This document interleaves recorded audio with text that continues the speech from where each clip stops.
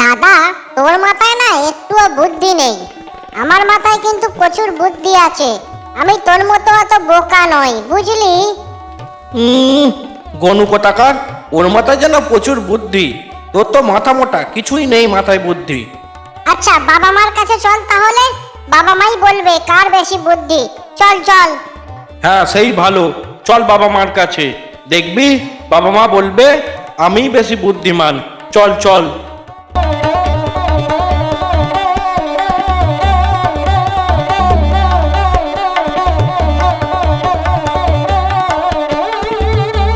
আচ্ছা, তোমরাই বলো তো কে বেশি বুদ্ধিমান? এই গনু খালি আমাকে বলবে ও নাকি প্রচুর বুদ্ধিমান, ও নাকি প্রচুর বুদ্ধিমান। তা বলো তো কে বুদ্ধিমান বেশি? হ্যাঁ মা, বলো তো কে বেশি বুদ্ধিমান? আমার মাথায় বেশি বুদ্ধি আছে তো। ওইভাবে বলা যাবে না কে বুদ্ধিমান।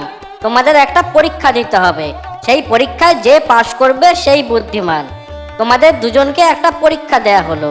তোমরা পুরো বিশ্ব ব্রহ্মাণ্ড ঘুরে যে আগে আমাদের কাছে আসতে পারবে সেই হবে বুদ্ধিমান। যাও দেখি কে বুদ্ধিমান। আমার কোনো ব্যাপারই না এই বিশ্ব ব্রহ্মাণ্ড ঘুরে আসা। চ, আমার কাছে তুই আছিস, তোকে নিয়ে উড়ে আমি ঠিক ঘুরে আসব।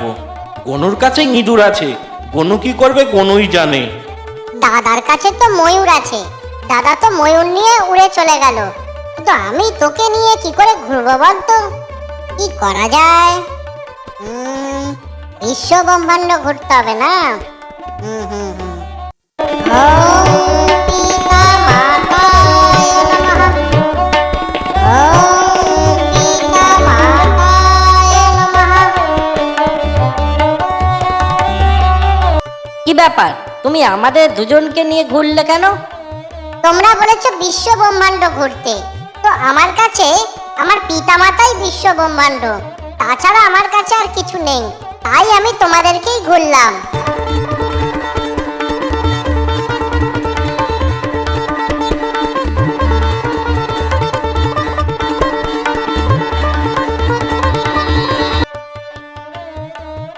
আমি তো বিশ্ব ব্রহ্মাণ্ড ঘুরে এলাম, তা গনু এখানে দাঁড়িয়ে, গনু কি ঘুরতে যায়নি নাকি?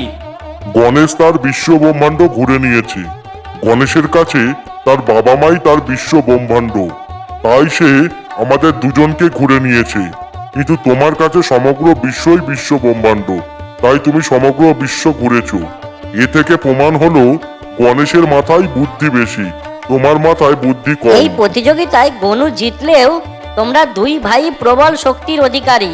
কেউ ছোট নয়, কেউ বড় নয়, আর দুজনেরই বুদ্ধি সমান, বুঝলে?